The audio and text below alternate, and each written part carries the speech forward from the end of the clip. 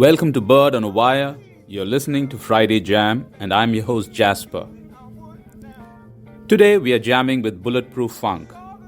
They are a band based out of Auroville, a world center for experiments in human unity, learning, and evolutionary consciousness. This is done in a dynamic, multicultural setting.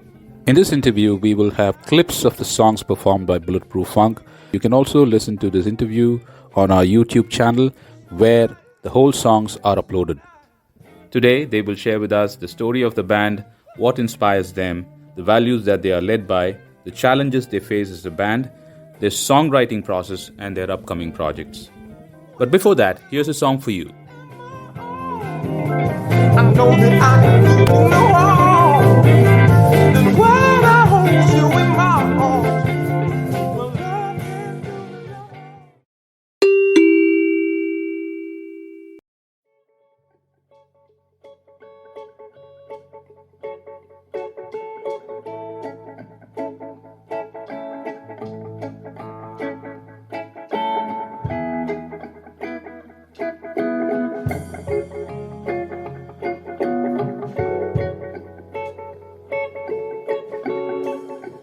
woke up to the morning sky first. Baby blues like rehearse. When I get up off this ground, shake the leaves and back down to the brown, brown, brown, till I'm pleased.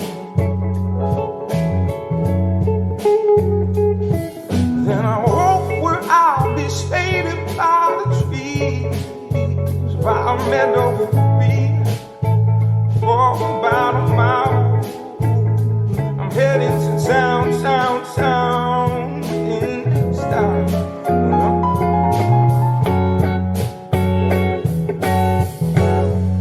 With all my favorite colors, yes, I got all my favorite colors right on.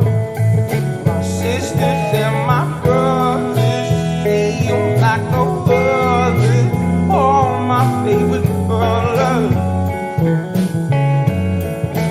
It's a good day to be, good day for me, good day to see my favorite colors.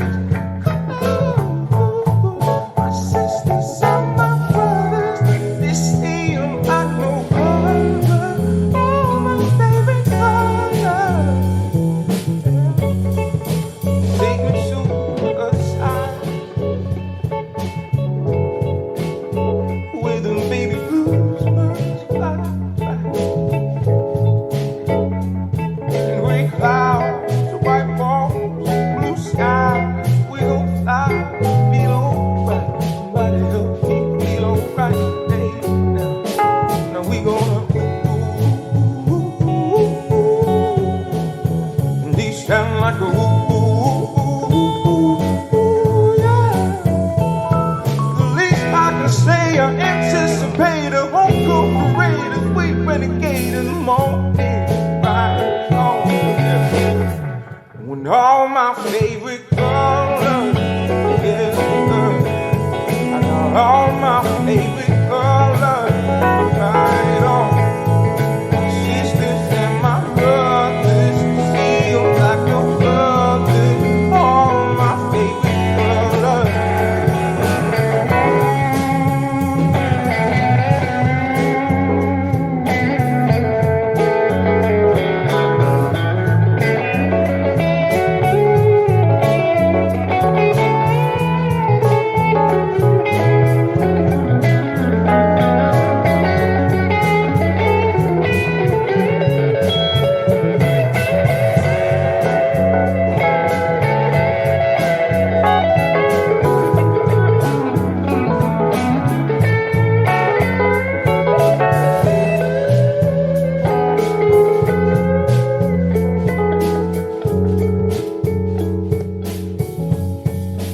All my favorite colors,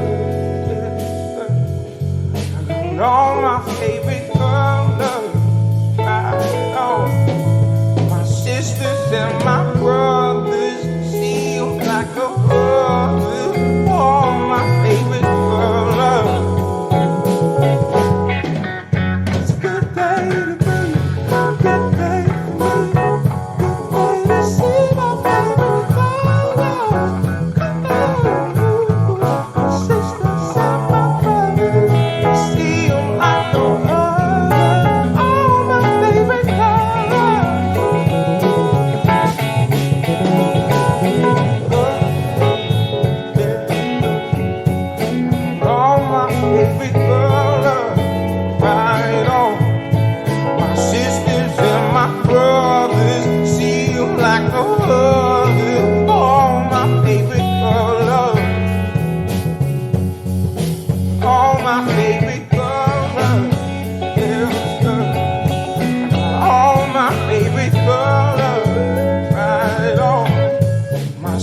sisters and my brothers. See you like no other. All my favorite colors.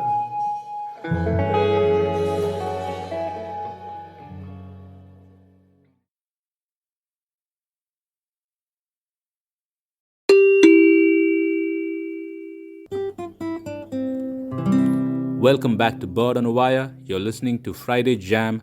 I'm your host, Jasper. We are talking to the band members of Bulletproof Funk today. They are a band based out of Auroville. Guys, thanks for coming. Please introduce yourselves. Hi, my name is Tenzin Rando.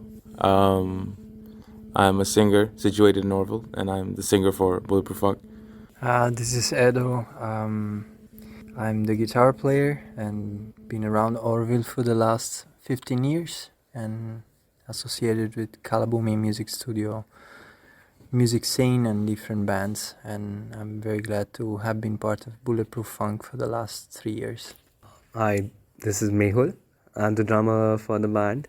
I just joined almost 3 months back, and although I've played with Edo and Rando both since quite some time, this specific one seems like the special one, I would say. Great, thank you. So let's start with your recent performance at Auroville Film Festival 2022.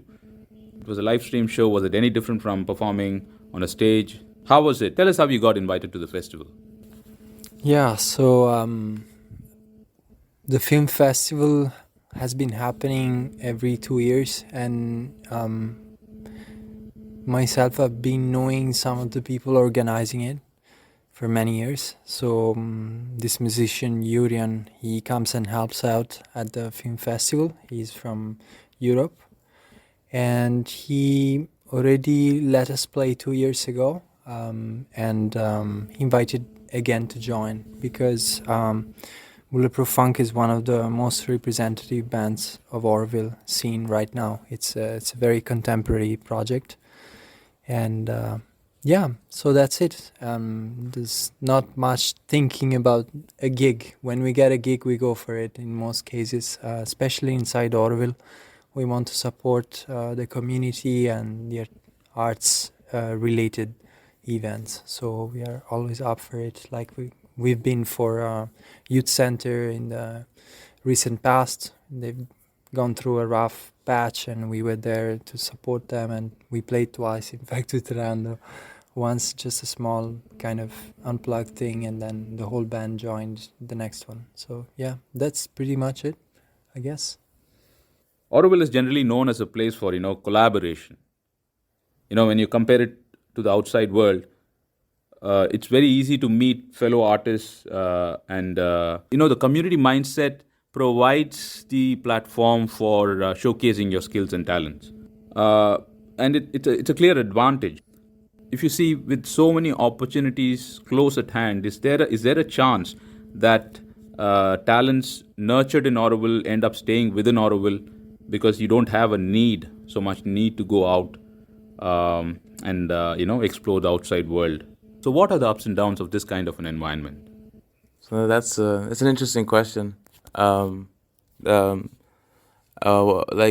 I'd say, when it comes to playing music in Auroville, and it's definitely different in the sense that it's a very small space, and the amount of musicians that you have, like a small population entails a small musician population, and it's just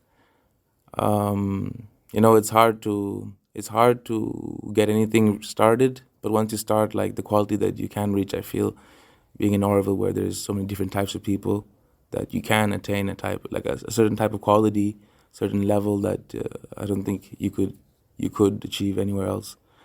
Especially like for me, sometimes I look at myself like being a Tibetan child who grew up in India, and the fact that I can, I've turned to blues, and it's been sort of like my calling for a while. It's like it sort of shows that how special Auroville can be, and how it like opens up the world through like certain portals that it has, through different people. So I feel like that's special in that way. But otherwise, yeah, musicians are still musicians. They're still Auroville. They're be a little bit open-minded, but they're still musicians. and you have to think of it like, if you're being part of, there's certain responsibilities it entails. If you can't really, there's no really, like, if you're considering yourself to be an active part of Auroville, there's no way you can really go around being a musician or a rock star. You have to.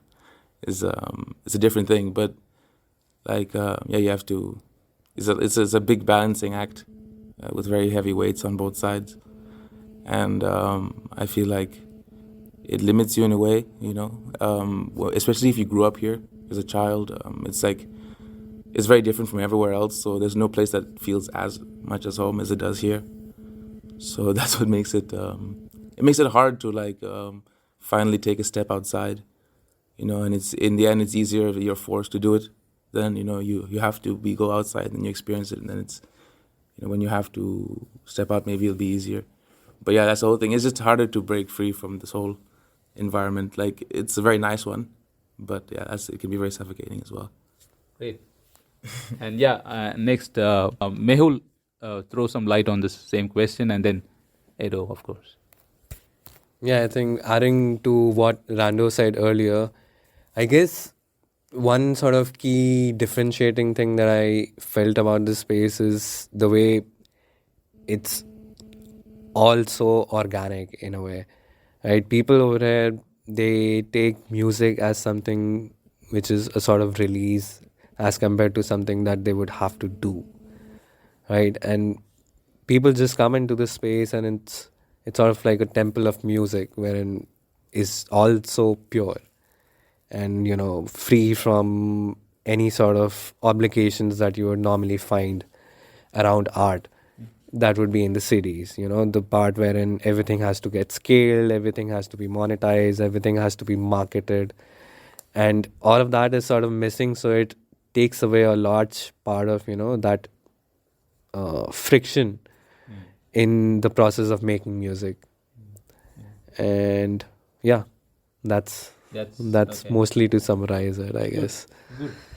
What you're saying reminds me of this quote by Sri Aurobindo. I will paraphrase it. That is, the lowest use of art is purely aesthetic, and the second is intellectual and educative, and the third is the spiritual. So playing music in Auroville is more of a spiritual experience than what it is generally considered to be in the outside world. That's a very inspiring quote. But I'm sure it takes courage and effort to approach art as something a spiritual practice, especially when there are bills to be paid. So Edo, how do you do the balancing act, and how does this environment help you balance between commercial success and community values? Yeah, so Auroville is really a macrocosm, micro and macro at the same time. We have the ease of getting together, organically make music. We have almost zero commuting to do,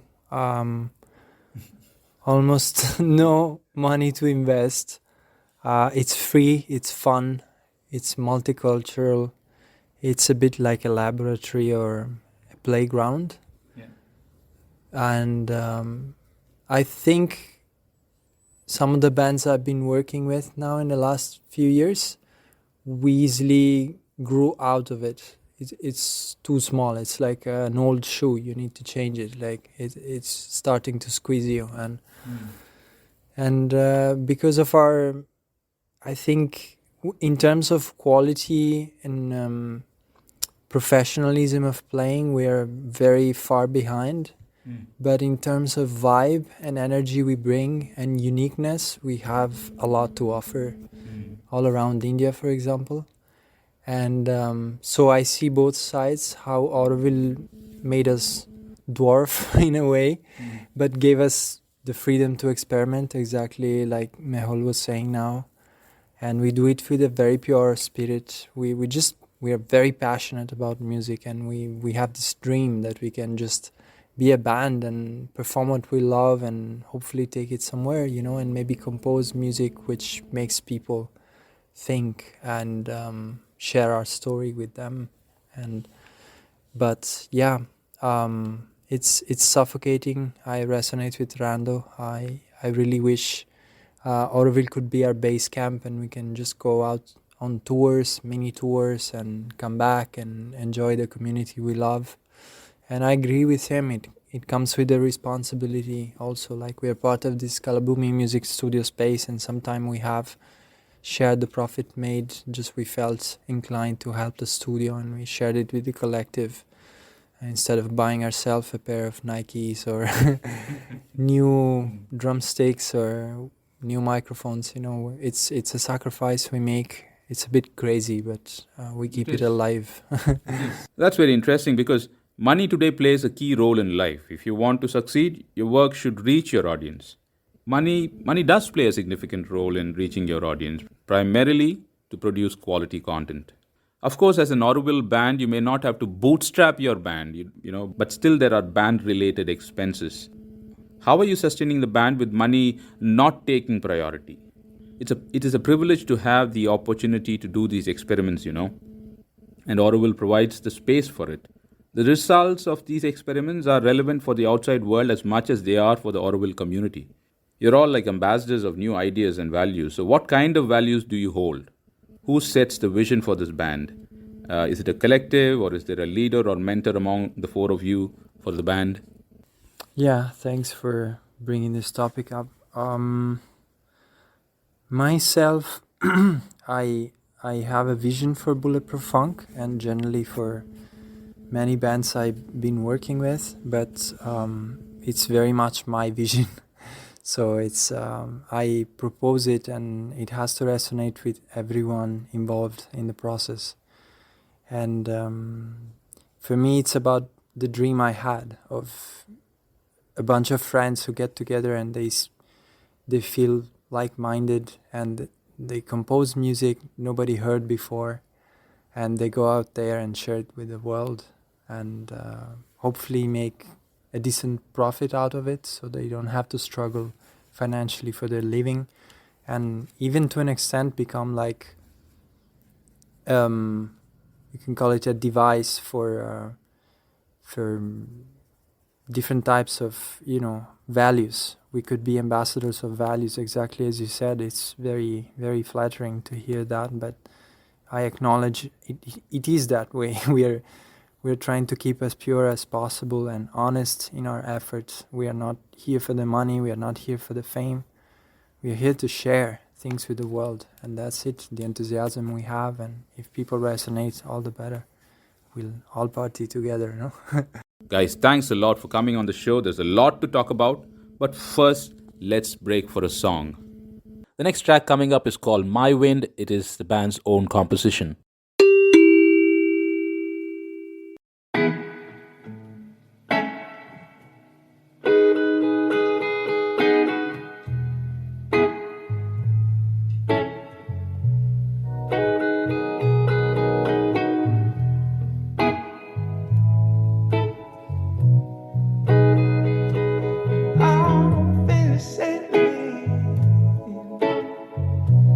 Seas to roll from my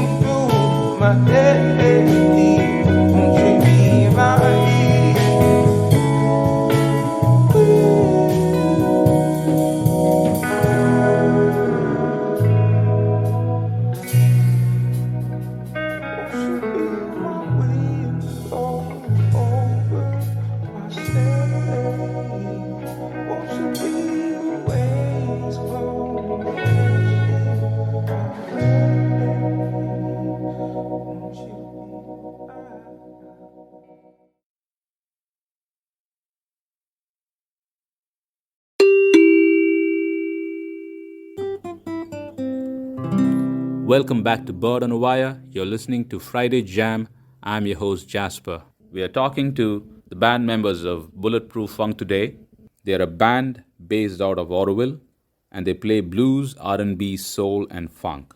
My next question is on a rather sensitive topic.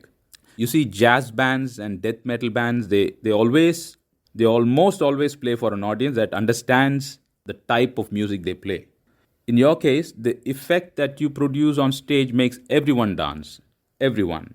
One may not be able to appreciate the skill of the guitarist or the bassist or the drummer, but that would not stop anyone from shaking a leg to your music. And what gets the crowd's attention first and foremost is the singer.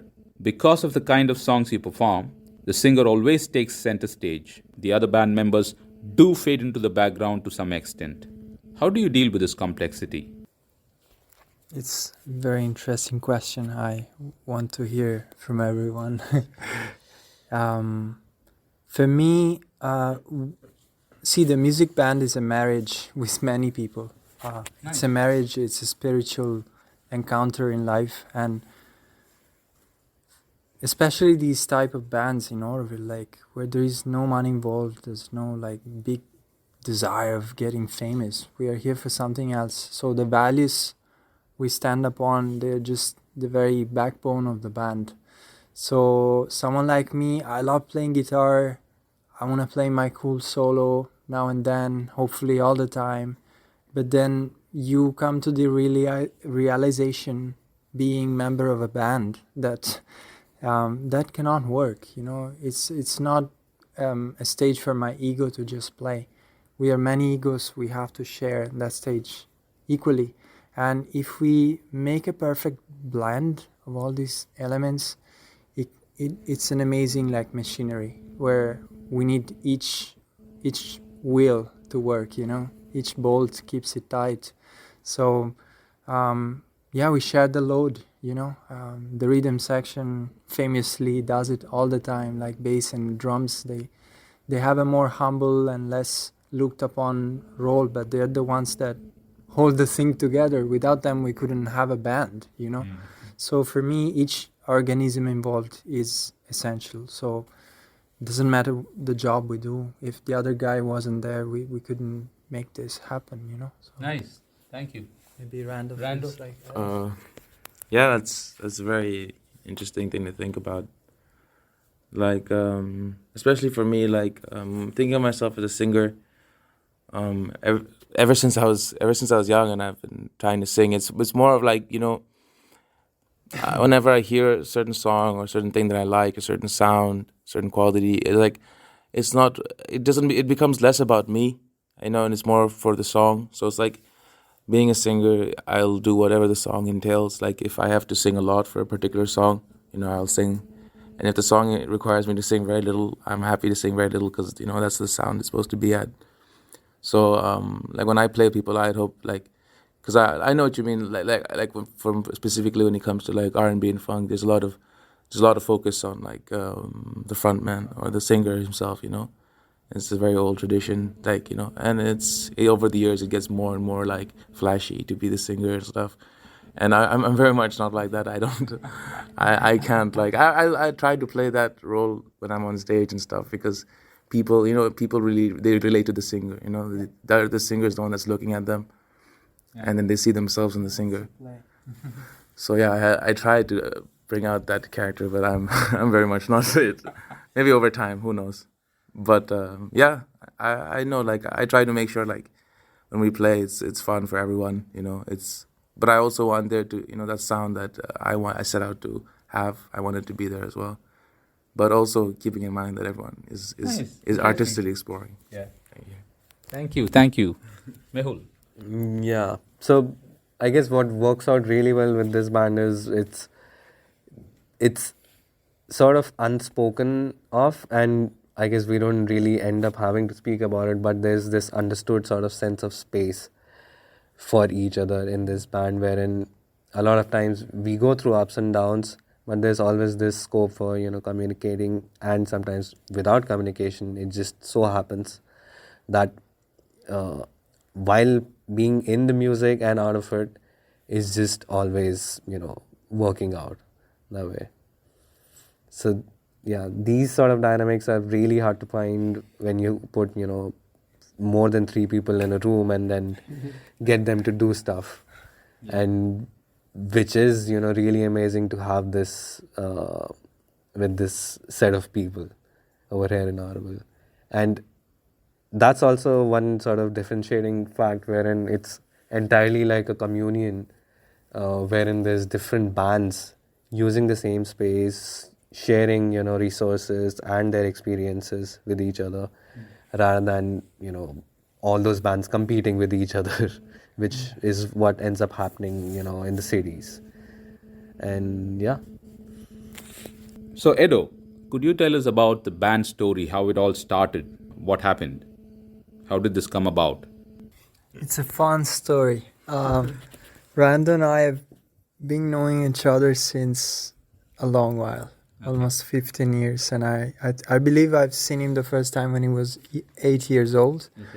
And we always had like this amazing deep connection without even talking to one another. We trusted one another. We felt a deep sense of brotherhood and friendship, even though there's a big difference of age, which became less as we grew up. But then Randall left Auroville for a while, and he went to a school, boarding school up in Dharamsala, and he used to send me like tracks, and actually it was clips, voice clips over Messenger, Facebook Messenger, and he used to share a lot of his singing and practicing, and he knew that I was the musician in Kalabumi studio, and so he wanted me to hear what he was doing, and I have to say I was always amazed by his effort, and every single time he sent clips, my mouth just opened wider and wider because I was so surprised to hear his voice develop. And yeah, after puberty, you could hear full power of his voice, became a powerhouse, and he finally returned to Auroville around age 18, I believe, and he came over to the studio to jam, and he sang into the microphone that day, and I couldn't believe it. I thought, my friend here has become a superstar and nobody knows, and I know it now. I know this guy has an amazing voice, and I immediately turned around and I said, you need a band. Like, we have to make a band. And that's all I've been basically practicing with for many years in Auroville. Musicians travel through, so you always have to find new people, and I'm in touch with as many musicians as I can because I want to keep things going, and I love meeting new people besides. So yeah, we put together Bulletproof Funk 3 years ago with other two friends at that time, a drummer and a bass player, and the band was there. We started just throwing in a few covers and practicing around, and yeah, I Got You by James Brown was one of the first songs we played together, and I thought, yeah, this guy is a frontman. He needs to have a strong song like that, and yeah, and basically that's it, and we just kept going, and we sometimes struggle to keep the band together because our lives, they pull us in different directions, our private life, and we have needs that we have to attend to, our families and things, our jobs, day jobs. But yeah, we keep coming back. That's what's amazing about it, I think. Thank you for sharing the story, Edo. Mehul, you're the newest member of the band. Since when have you been playing the drums? And how and why did you choose the kind of music you play? Do you also play other styles? I think it's always been the music that has chosen me, because yeah, I've played rock, I've played since I came to Auroville, then I played jazz, I played blues, which was entirely a different style of music and experience, I would say, because back in college it was mostly rock, so you had headbangers on the other side, and to come to this place and see people suddenly dancing to the music, it was like, fuck, I'm on this.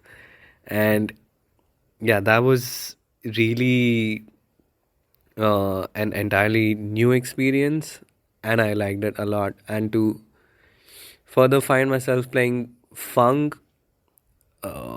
even within funk, there's various different styles, and I tend to sort of hover around between those spaces even while we're jamming or even while we're playing live.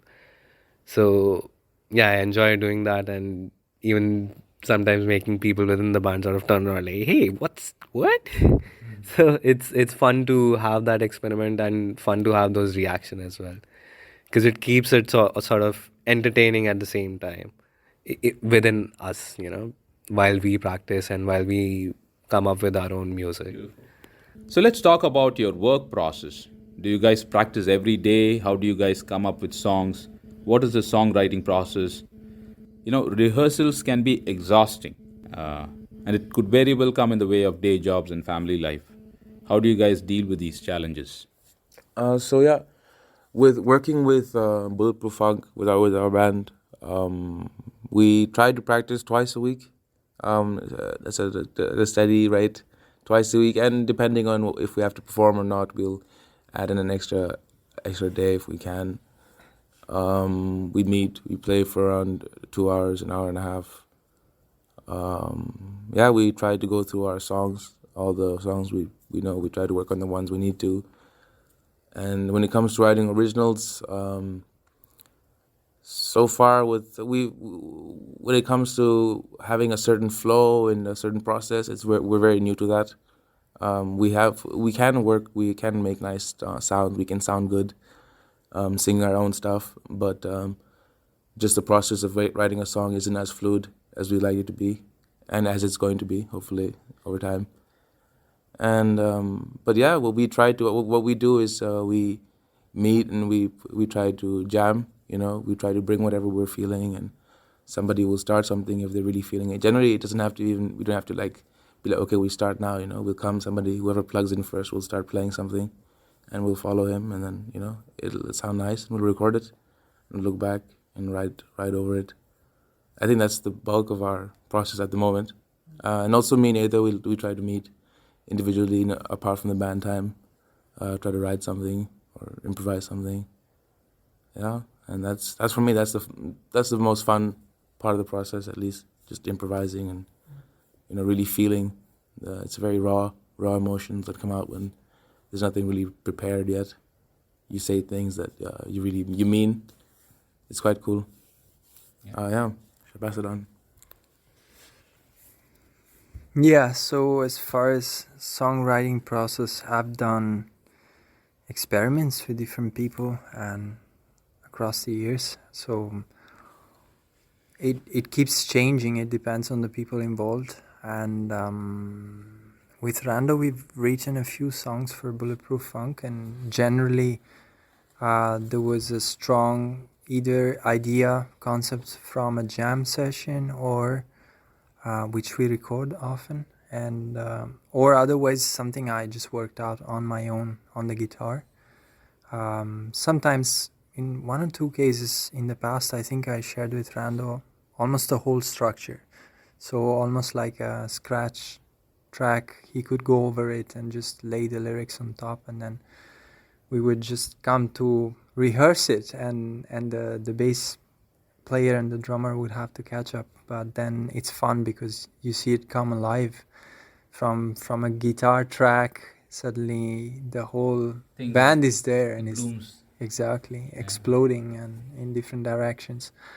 So yeah, I believe we have a tremendous potential to compose originals, and if we sat together for a week, 8 hours a day here, we would come with a whole album for sure, and hopefully still alive, not killing each other after that much time together. So yeah, we try to rehearse. I am a believer in practicing and getting together, and almost to the extent of driving people mad, because I really want to practice a lot. And I've seen in the past, whenever bands get together and work tightly and they repeat the songs almost as a discipline, there's a strong confidence when you go on stage. But I'm learning to let go of that, because sometimes we are not in the mood to practice really extensive hours and a lot of rehearsals. So that's what I was saying before, like we are a family. cannot push each other off the limit, no? But yeah, that's it as far as songwriting goes. And often I think there are many jams actually in our vault, and we have many ideas. We had actually kind of archived, put on a shelf, ready to use and explore. So we might go back to it and see if we can develop songs from that. Yeah. Yeah, I guess it's for all forms of creative, professions, or you could say art in general. The moment you sort of decide to, tag something as creative, the act of doing it would never be so fluid, would never be so natural, as opposed to, whenever we get into a room and someone simply starts a beat, someone maybe comes in with a bass line, or someone starts off with a riff. It's like a story that unfolds itself as, all the musicians inside the room, they start adding to it, and which has been sort of the most organic thing that happens with our original songs. And I guess it would be my event so far, which has been sort of the most, you could say, extensively rehearsed and experimented upon song. And I guess with bands also in general, all, their originals, they would also sort of transition and get more and more polished, maybe become more dynamic as, they play in more and more places, which is also something that we try to do in our concerts, which is, maybe we add an entire section of a jam wherein everyone would come in and build their own solos and, turn a 3-minute song into an 8-minute song, and people would be still dancing by the end of it. Yeah. So, yeah. Wow. You guys more or less are like wildlife photographers who go into the jungle with the camera loaded and waiting for the moment to happen. Try to be. Yeah. Yeah. That's interesting. Guys, thank you all for taking the time to be here on the show. And I thank Mehul for coordinating this entire thing. It was a pleasure talking to you. Thank you, Rando. Thank you, Edo. And thank you, Mehul, for this time. Thank you for having us. Yeah. It was great fun. Thank you. Bye. Bye. Thanks.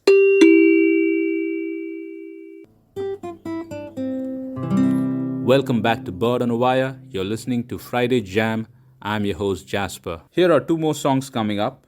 The first one is by Bulletproof Funk, and the second one is a song by Tanvi Shukla. She's a trained Hindustani classical singer from Chhattisgarh, India. In the next episode of Friday Jam, we will be talking to Tanvi, and she will be sharing with us stories and experiences from her musical journey. Don't forget to tune in to Bird on a Wire on Friday, the 25th of February at 9 p.m. Friday Jam is a bi-weekly show. New episodes will be uploaded on the 2nd and 4th Fridays of every month. We hope you enjoyed this episode of Friday Jam. See you next week. Good night.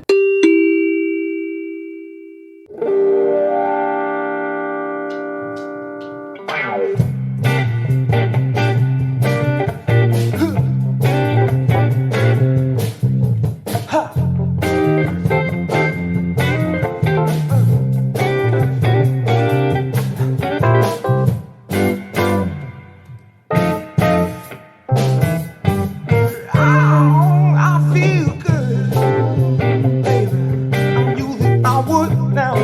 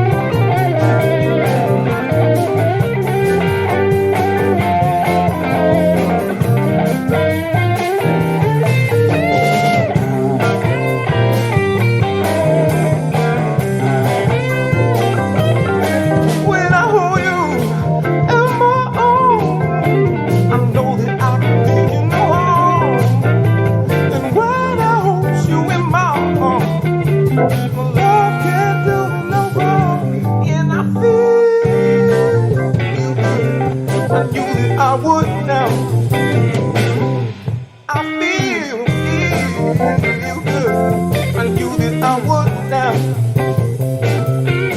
It's so good, so good. It's so good, so good. It's so good, so good. Ooh.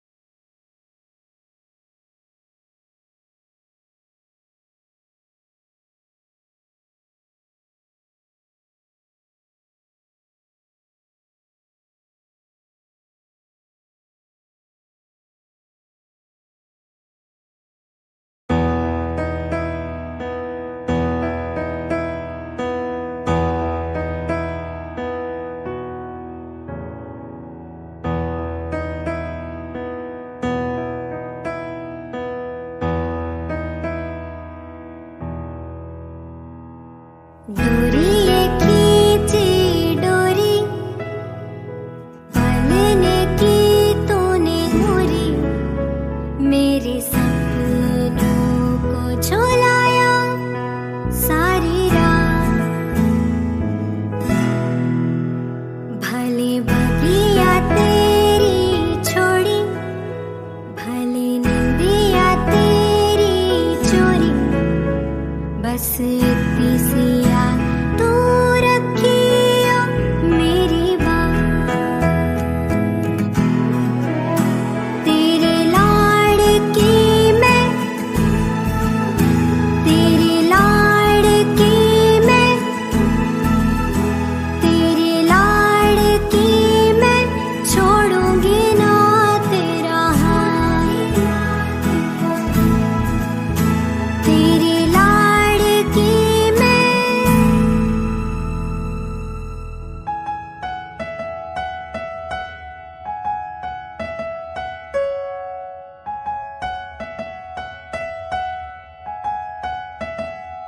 उंगली पकड़ के तूने चलना सिखाया था ना दहलीज ऊंची है ये पार करा दे बाबा मैं तेरी मलिका टुकड़ा हूँ तेरे दिल का एक बार फिर से दहलीज पार करा दे मुड़ के